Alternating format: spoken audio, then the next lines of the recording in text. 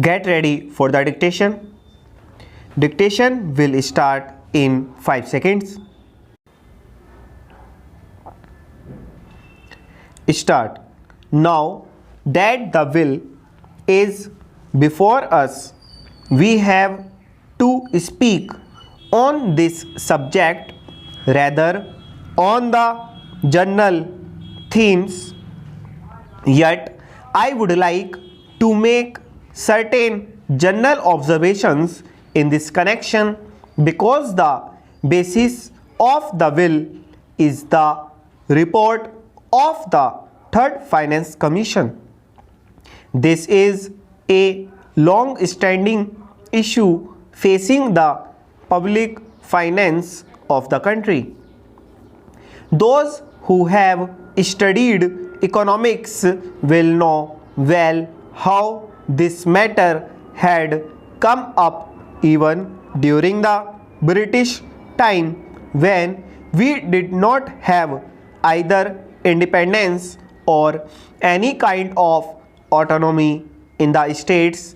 Even in that setup, even at that time, the state governments functioning under the British felt that something should be done with regard to adjustment of finances, especially in regard to the relations between the center and the states.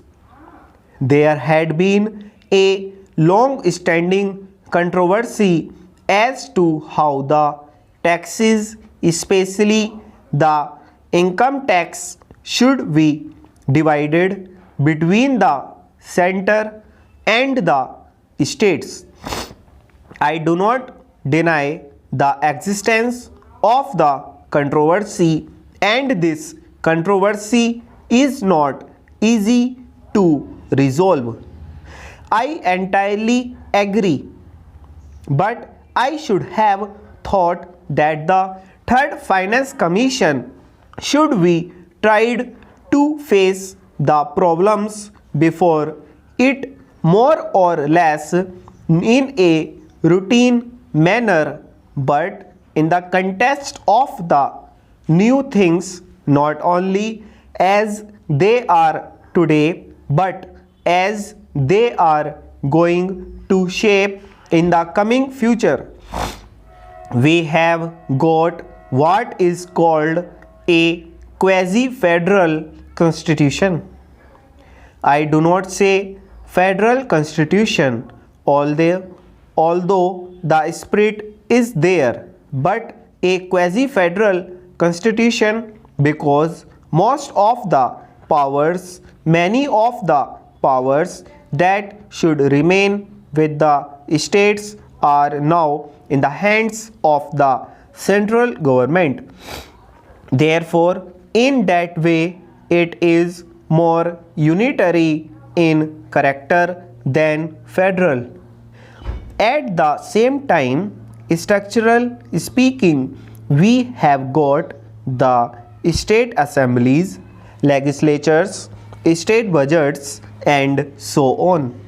They function more or less in the same way.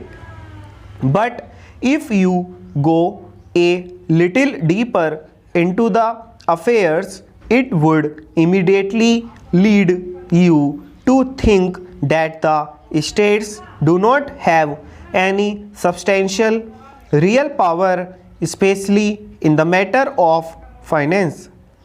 Perhaps at the time when the Constitution was framed, this aspect did not figure very much in the minds of the makers of the Constitution.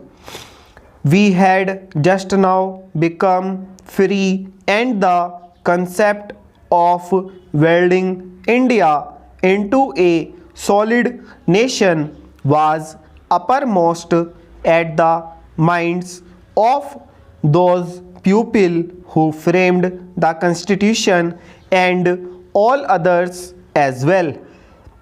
In that background, it was quite understandable that it should be the dominant thought as to how to put the different segments of our country into a whole, namely the Indian Union. Stop.